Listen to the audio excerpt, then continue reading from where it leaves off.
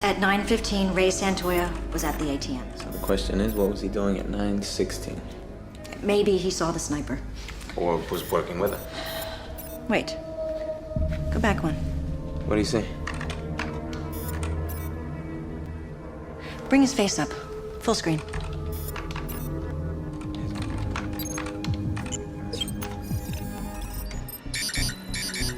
This isn't good. What the hell?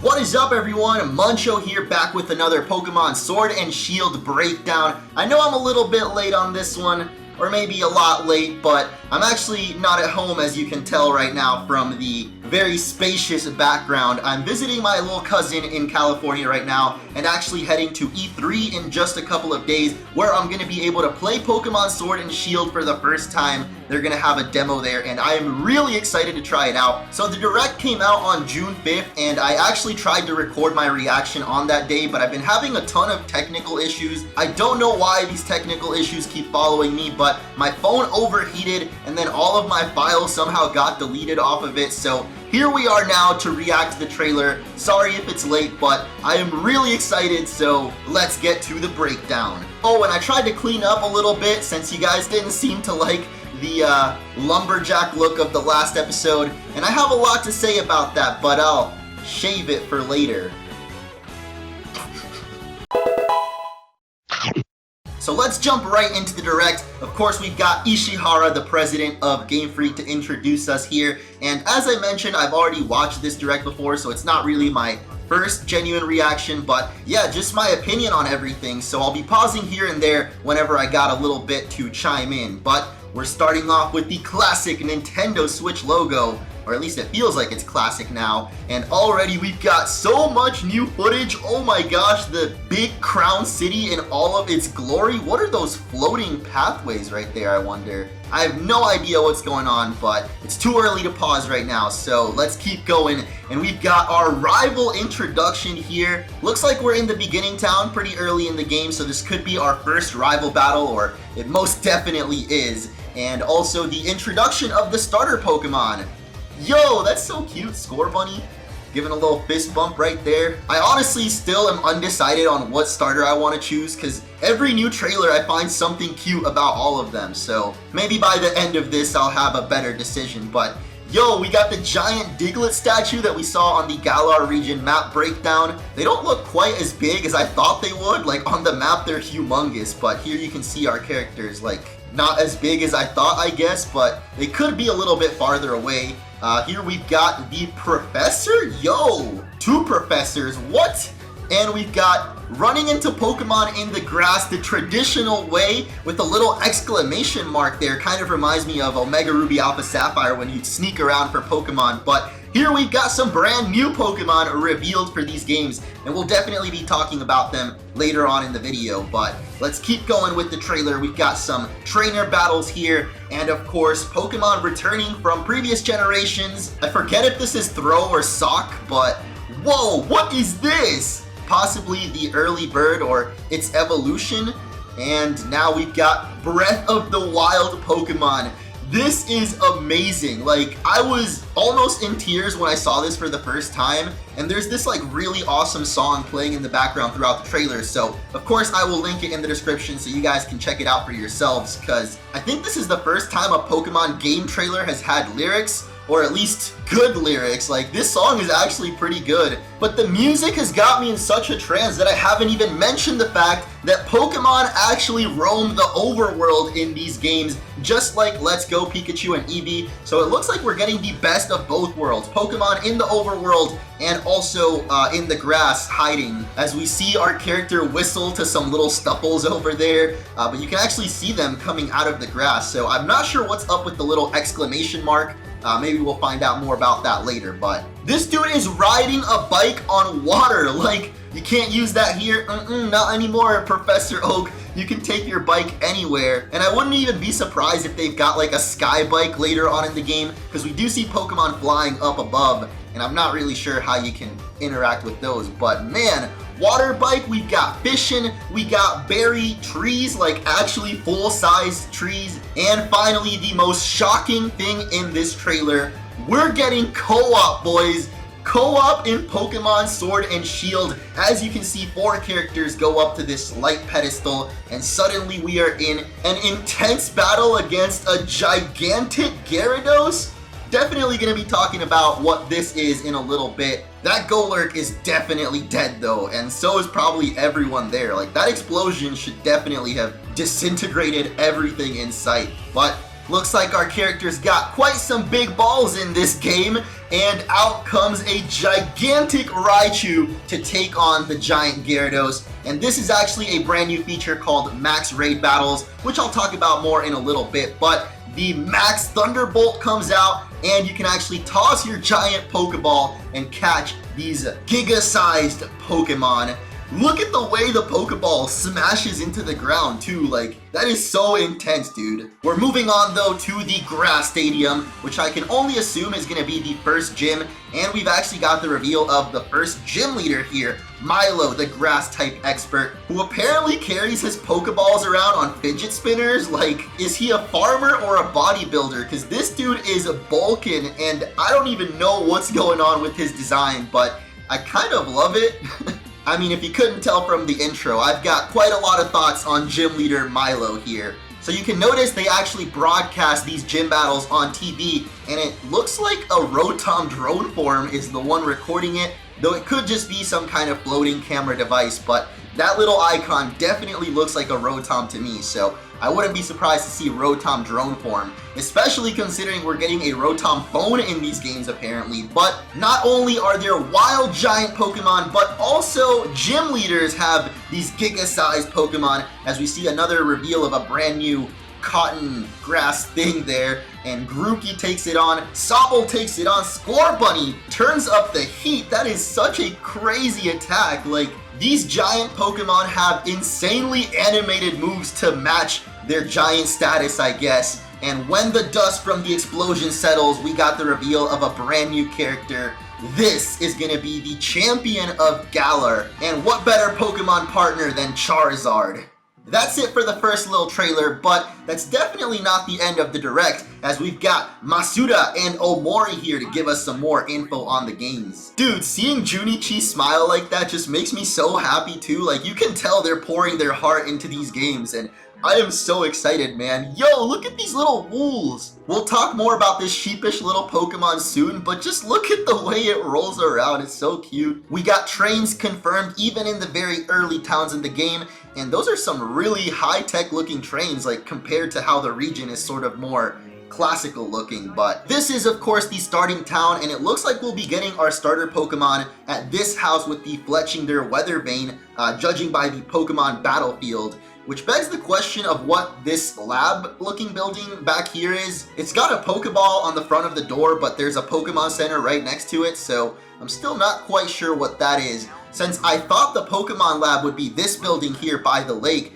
but maybe this is actually the lab, and the house by the lake could be our own player's house? I guess we'll find out when the games come out, but in the Galar region, Pokemon and people work together, and you can see like a little flower shop here with a brand new flower Pokemon standing by. There's apparently a front desk at an office which is run by Budew. Not really sure how Budew is helping out here, but looks cute up there. We got the main steampunk city in the center of Galar, which confirms there is a Pokemon stadium or gym there with that logo. And this is quite an interesting camera angle. I can only assume when we first get to the town, we'll have some dynamic cutscenes here, since we see the character off in the corner. And even though free camera movement is confirmed in the games, I think at least this here is a cutscene. Looks like there's a hair salon over there, so character customization confirmed. Of course, we saw the little clip of co-op where everybody was looking drastically different in style, so of course we got character customization back. And the last thing I noticed in this frame is this symbol over here. Looks like it might represent the gyms or stadiums, and it looks like 6 Pokeballs representing the different types, but I'm not really sure what that crown looking symbol in the middle is. Kind of reminds me of that giant Pokemon drawing that we see on the hillside, but it could just be the symbol for the Pokemon League or something like that. But here we've got a little why not going around. That is not how you play hopscotch, dude. You totally missed the circles, but I guess he looked cute doing it. There's a really pretty looking lighthouse, and back to the stadiums, which I guess is what they're officially called. But they do have gym leaders. That name is still remaining the same. You can see people in the Galar region go nuts for gym battles. Like, we've got a full-on stadium filled to the brim with people screaming for Milo. If we pause at this crowd shot though, there's a little kid with a very curious looking shirt there, and a lot of people have been saying this might be a new Pokemon. It looks like a Pachirisu that ate a couple too many puffins to me, but I'm guessing it's going to be a new Pokemon, definitely based off a chipmunk or some type of squirrel. And honestly, it looks so much like Pachirisu to me that I really hope it's an evolution for Pachirisu, because we haven't had evolutions for old Pokemon in a really long time. And Pachirisu is kind of a weird choice because the electric rodents don't usually evolve, but Pikachu evolves into Raichu, so why can't Pachirisu evolve into Thicarisu? But speaking of new Pokemon, let's take it over to James Turner, the art director for these games. And that alone is actually really interesting, because even though some Pokemon have been designed by Westerners before, I don't think we've actually had an art director take the position that is a Westerner. And here we've got James Turner, an Englishman, which is just so appropriate for the Galar region, which of course appears to be based on Great Britain. And here he is to introduce us to some of the new Pokemon designs here. I absolutely love these new Pokemon, starting with Lulu, who is just so cute, this little ball of fluff who literally rolls away when it senses danger or doesn't want to battle. Wooloo is known as the sheep Pokemon, and it is of course a normal type. The white fur on its body can grow in just 3 months if it's been shaved off, so of course its wool is very sought after in the Galar region. Probably the cape that the champion is wearing is made out of some nice Wooloo fur, which sounds kind of weird, but as long as they're not being harmed, you know, little Wooloo here is so precious. Don't let anyone harm it. The cuteness don't stop there though, as we've got Gossifleur up next, the flowering Pokemon, which is going to be a pure grass type, and it was the little Pokemon we saw in front of the flower shop earlier. Now, Gossifleur's pollen apparently has healing properties, and it can be put in tea as a medicine for children of the Galar region. I'm not sure if that will affect its gameplay, but it does have Regenerator as one of its abilities, as well as Cotton Down, and it is actually the pre-evolution of another Pokemon we saw here in the trailer. Actually, Milos' ace Pokemon, which we saw in its giant form, and this guy is known as Eldegoss, the Cotton Bloom Pokemon. It is also going to be a pure grass type with the same abilities, and I feel like it's kind of weird. Like, it looks more like an alternate form of Gossifleur to me than an actual evolution, but you can clearly see the new evolution animation here. Pokemon's trying to flex their new animations, I guess, but yeah, I guess the flower becomes a giant cotton afro, which actually looks really cool. I like the design of Eldegoss here. The cotton fluff serves as a cushion, helping to protect his head from damage, and the tiny seeds attached to this thing are said to be highly nutritious and beneficial to people and Pokemon. So I'm wondering how early on in the game we're actually going to find these Pokemon, because Wooloo definitely looks like the early normal type Pokemon for these games, but this guy here, Korbinite, definitely doesn't look like the regular old early bird Pokemon. The Raven Pokemon here is going to be a steel and flying type, and it terrorizes the skies of Galar. Many say that any Pokemon foolish enough to challenge Korbinite are sent running with just a sharp glare and a cry from this fearsome Pokemon. It definitely looks too big to be the early bird Pokemon, but it could be the evolution of it. We only see Korbinite in this trailer though. Your Uber is here, or should I say Lyft, because Korbinite is literally the taxi that allows you to fast travel to any city that you visited already in the Galar region. I figured we were going to be able to fast travel using the trains in Galar, but Korbinite Taxi is 100 times better, and I cannot wait to see the animation for when you actually get in that little taxi. Now, last but definitely not least is my personal favorite of the new Pokemon, Dreadnought, the Bite Pokemon. I really couldn't tell what type this dude was going to be at first. He kind of looks like a rock, almost like electric type because of all the jagged edges on it, but it is actually going to be a water and rock type, which I don't think it's a fossil one. Like, you can actually find it in the wild, and it said that it's actually really hard to train, so I'm really excited to take the challenge of training one of these Dreadnoughts myself. Just look at how menacing that bite looks. Like, he literally bites into Diglett, It's said that this dude can use its jaw to bite into rocks and steel, so I can't even imagine how much damage it would do to Scorbunny. And the Pokemon site seems to be really specific on how hard it is to train Dreadnought here. I don't know if that's because of its rock and water typing, making it really weak to grass Pokemon, but it seems that some trainers will release Dreadnought back into the wild once they discover they can't handle it. You know that's not about to be me though. I am training this Dreadnought all the way, and I hope it's got an awesome evolution. I would love to see it become a rock dragon, but that's a little bit too hopeful. I'm pretty sure it's going to stay water rock type. And that's it for the new Pokemon revealed in the Direct, aside from, of course, the legendaries, which we'll get to in a little bit. But now, let's get to what I'm most excited for in these games, the wild area. That's right, Pokemon is going full Breath of the Wild, literally calling it the wild area too. This is the giant sort of marshland that's in the beginning area of Galar. When I did my map breakdown, I speculated on how it seemed like a way more open area than we're used to in Pokemon games, and here we have the confirmation that it is literally just that. You can explore freely as you want, and different Pokemon will appear depending on the time of day and weather conditions and what area you're actually in. We see such a huge variety of Pokemon here, all the way from not evolved to fully evolved ones. Korbinite is even flying around in the grasslands, which begs the question, how late into the game are we actually going to be able to explore these wild areas? Or does it maybe like change depending on how far you are into the game as well? Like as you progress, maybe different Pokemon start spawning, because we really do see all kinds of Pokemon. Early evolutions, late evolutions, flying Pokemon, water Pokemon.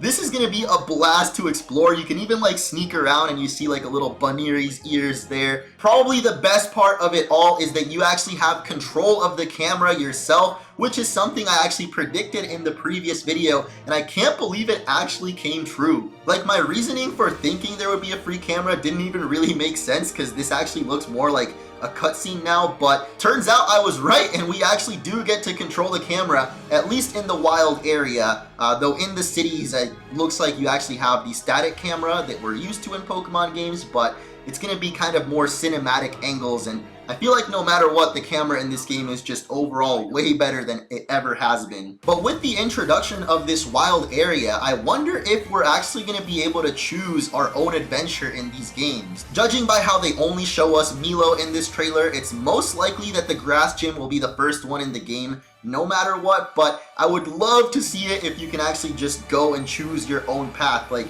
that would just make this game so much better than it already looks, and add so much replayability, which I feel like the last couple Pokemon games have been lacking a bit. So you probably noticed all these mysterious beams of light shooting into the sky around the wild area, and this is actually related to a brand new feature in these games called Dynamax, which looks to be replacing Z-Stones or Z-Moves from Sun and Moon and Mega Evolutions from X and Y. Honestly, I would have loved to see the return of Mega Evolutions. I don't know why they don't just want to bring it back, because even though they're kind of overpowered, Mega Pokemon, no one can deny that they're not amazing, so I would have loved to see it come back. But instead, we've got Dynamaxing and Max Raid battles. So we've got Iwao here, the planning director, to explain this amazing new feature to us here. That amazing was kind of sarcastic, because I'm actually not a huge fan of the Dynamax Pokemon, but I am actually a fan of the animations, don't get me wrong. There's never been so much destructive power in Pokemon before, but it almost makes it feel like too fake in a way. I mean, of course the Pokemon world isn't exactly realistic, but this blast should definitely destroy the entire stadium. Like, it's getting a little bit ridiculous now. Dynamax is a phenomenon unique to specific locations in the Galar region, where Pokemon are able to take on gigantic appearances. And it looks like we unlocked the power to Dynamax in our first gym battle against Milo, since of course he's got a Dynamax Pokemon of his own. We gotta counteract with our own Dynamax starter. And it's basically like a Mega Evolution. You can see the little symbol next to your attacks, and when you click it, your Pokemon becomes humongous for the next 3 turns, and your attacks are powered up. So whatever you had becomes a max version of that move. You can actually see status moves become max guard as well, and I guess regular attacks become max slash, and then there's specific attacks for each type, of course. So Dynamax is only allowed in gym battles and something called max raid battles, which, going back to those giant beams of light, we're actually getting co-op in Pokemon, and I can't believe it. Even though Let's Go did kind of introduce it, that wasn't really co-op as much as like giving your little brother the remote to pretend he's playing. But this time around, you can actually connect with your friends through local internet or over Wi-Fi, and you can join up with up to 3 other players, so 4 total, to take on these max raid Pokemon. Although one of your party members can also choose one of their Pokemon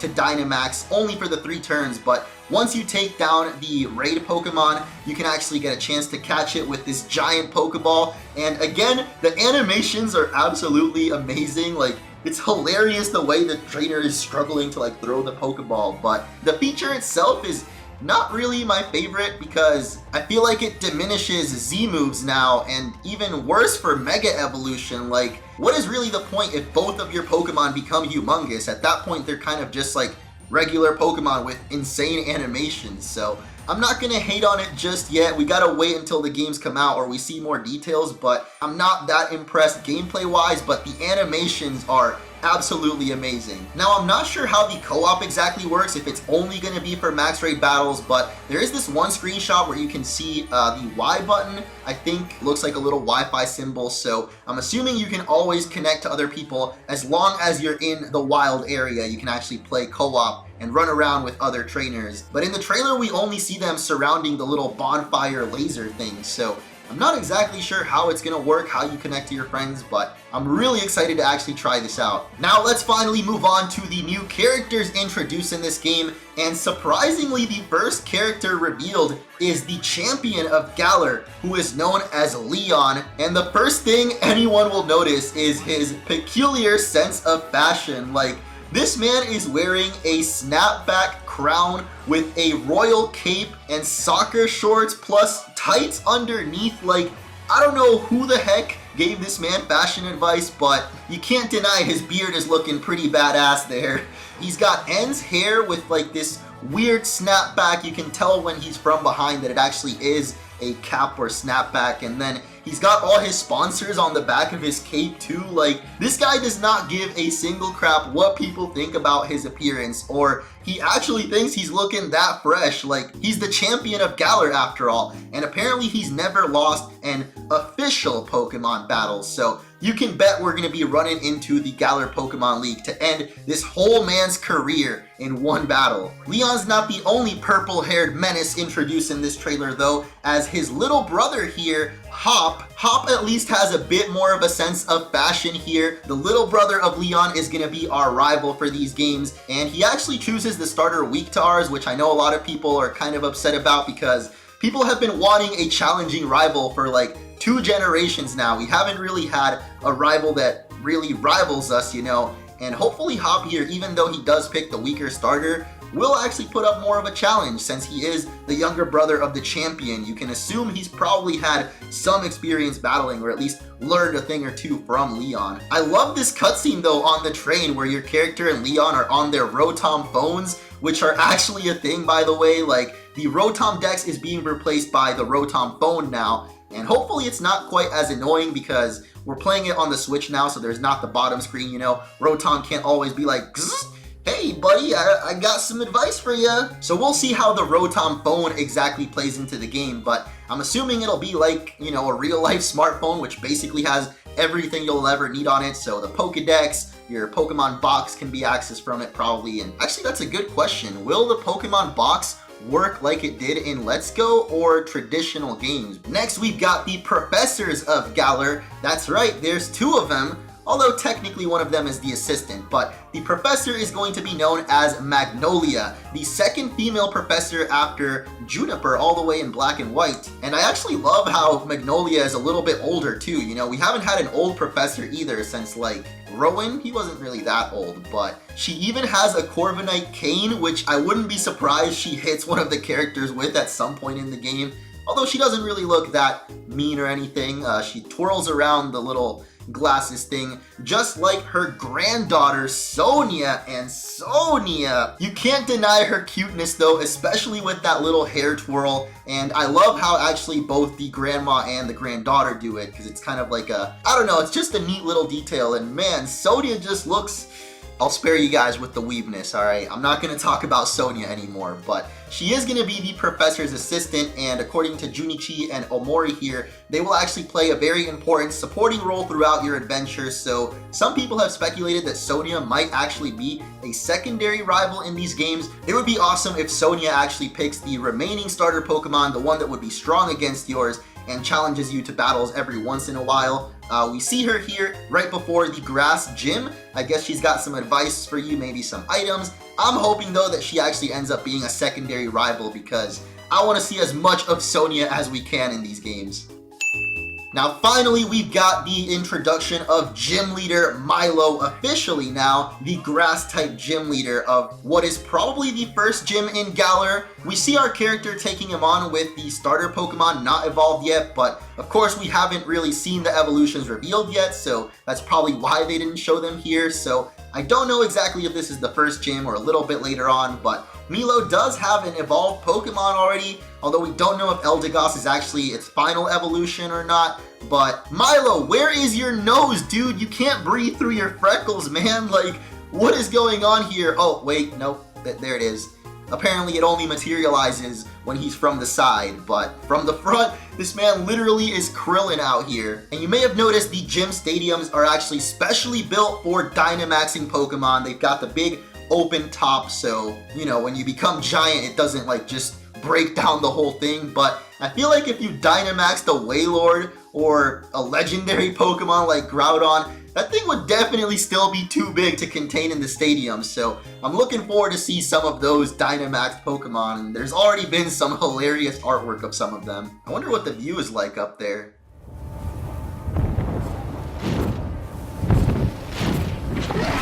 But yeah, Gym Leader Milo here actually has 831 both on his back of his jersey and on his shorts. So I'm not exactly sure what the significance of that number is, but I'm guessing it's going to end up being Eldegoss or some other grass Pokemon's Pokedex number, or the date that the next Pokemon Direct will come out. 831 would be August 31st, which would make sense since the game's release dates have been announced as November 15th, so, you know, it would give us a nice month or two to kind of process all of the information that we got today. And it's a lot of info, man. We're still not even done. I'm 100% convinced this is a Ditto. We already saw in Detective Pikachu Ditto can turn into people, so Milo, I'm on to you, man. Now, before we move on to the legendary Pokemon to wrap up this Direct, I actually want to make a bold prediction here, because you may have noticed in all of the clips of these characters talking, the dialogue box is actually cropped out. And although this is most likely to avoid spoilers for the story or the dialogue, I actually feel like this could be a hint at something much bigger that I've been wanting in a Pokemon game since basically Pokemon was a thing. And that is, of course, voice acting. Notice the mouth movements are so much more precise, like you can almost read their lips. I'm sure if someone out there is good at lip reading, maybe you can tell what the characters are saying, but it just looks like they're actually talking. And even if it's not voice acting, the mouth movements themselves are just so much better animated than ever before. So I already made the comparison to Breath of the Wild, and that was of course the first Zelda game to feature voice acting, so why not have Sword and Shield be the first Pokemon game to introduce voice acting as well? Even if it's just for the major cutscenes, like, of course not everybody would be down for having voice acting throughout the whole game, it would kind of slow it down a bit, but at least in the major cutscenes, like when our characters are on the train here, or when Leon is introduced, or like the professor giving us our starter Pokemon, I really have a good feeling that those cutscenes will be voice acted. If it comes true, you heard it here first, folks. I put up the tweet first, and if you need any more proof, just listen to my boy, Gym Leader Milo. The f*** you say to me, you little shit? Now let's finally wrap it up with the final trailer. We've got a very ominous looking forest and a claw? It's the legendary wolves for Pokemon Sword and Shield. Of course, I knew at least they were going to be wolves because of the logos of the games. It was pretty obvious, but here we've got the Sword legendary Sif the Great Grey Wolf holding that sword in its mouth. And I have a lot to say about that soon, but let's wrap up this trailer first as we see the two wolves kind of get together here. They're definitely buddies and good boyos that deserve all of our pets. One protects, one attacks. But most importantly, Pokemon is back, baby. I am so excited with this new Direct, all of the new announcements they've got. And to wrap it up, the doggos go into this glowing form, which I guess is going to be their alternate form. Every legendary lately has had an alternate form, so it's to be expected at this point. But it definitely reminded me, when I first saw them glow up like that, of Warp Digivolution. Like, they don't actually look like Digimon or anything, but the way they glowed up, it was almost like that animation where Agumon and Gabumon would like turn into their ultimate form. Like, they literally glow the same colors. So Zakian and Zamazenta, I hope I said those right. I feel like they're a little bit too hard to say, so I've nicknamed them Zach and Cody. I don't know why he's Cody, but Zakian here is the clear favorite. I feel like most people definitely like the boyo with the sword in its mouth, and I've seen way more memes of it as well, so I personally think he's going to end up being the more picked one, as well as the more sold copy, because Pokemon Sword definitely sounds cooler than Pokemon Shield. I don't know if that's just me, but Zakian is known as the shining blade that can cut through anything, and Zamazenta is known as the gleaming shield that can turn back any attack.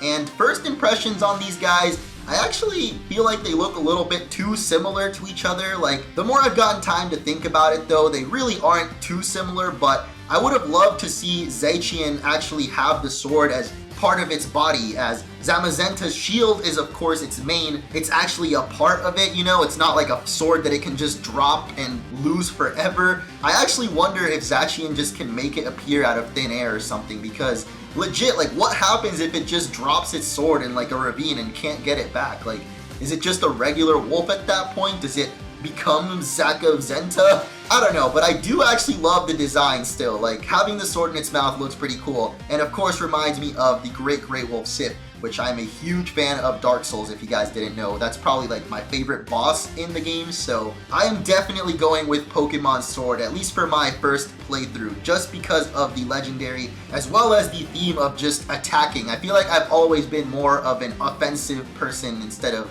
defensive, or in like video games and stuff, I usually go for the more offensive roles. But Zakian attacks so gracefully that its movements can even captivate its opponents. It holds what appears to be a sword in its mouth. If that's not a sword, what the heck is it? How does it appear to be one? Like, what are you saying, Pokemon? Zamazenta's regal and majestic movements overwhelm any opponents that dare face it. Its body is covered in what seems to be a shield. So I guess it seems to be a shield, but it's actually his mane, which begs the question of what Zakian's sword actually is. Like, it probably does come from his body, or somehow it's born with it or passed down. I don't really know, but I love the wings on Zakian too. Like, I wonder if it's actually going to be able to fly or something, or I mean, we see it in the trailer doing some pretty acrobatic movements there, but I do love the helmet design of Zamazenta, as well as the wings on Zakian, so I'm actually really looking forward to seeing what type these guys are as well, because I am really bad at guessing typings. Like, I would probably say these are going to be steel type, just based off the fact they've got like armor and like a sword in its mouth. So let me know what you think of Zakian, Zamazenta, and what typing you think they might end up being. But the wolf buddies are on alert as something is coming to attack them, and we can only assume that that is going to be the third legendary Pokemon. I don't know exactly if it would be a wolf, but there is that giant dragon's or wolf looking head in front of the Crown City. I think there was actually a better shot of it in one of these screenshots or trailer clips, so could that be the third legendary wolf of the Galar region? And more importantly, is it gonna have a gun? That's all I care about. Only way to find out is when the games come out, and that is going to be on November 15th this year, which is just around the corner if you think about it. Or maybe that's just me, because I feel like time has been flying lately. But to be honest, I'm not a huge fan of the box arts. I feel like they could have done more. Like, they look really simplistic, which I guess fits with the theme that Let's Go started, but I'm used to something more intense from my Pokemon box arts. I hope that these aren't finalized and they kind of spice it up a little bit for the final version. But one thing's for sure, we are definitely going to be getting at least one more direct before the game comes out, and I am really excited to see what else they've got in store for us. Will the games actually have voice acting? what exactly is the wild area? Like, is it going to be the entire Galar region map, or are there still some more traditional routes in the games? Because I would love a more open, choose your own adventure type of Pokemon game, and I'm sure a lot of people would agree with me, so hopefully that is the case. But at least for now, with the reveal of the wild areas and the Pokemon in the overworld, as well as all of the new creatures introduced, I am actually really excited to explore the Galar region, and I hope you guys are as well. So thank you so much for watching. That is going to be it for this one. I'll probably have a follow-up video to this direct when I have some days to process it, as well as the demo, which is going to be at E3. I'm really excited to actually get to play that, so I'll definitely have my thoughts once I get to play the game. That is it. Thank you so much for watching, and I'll see you in the next one.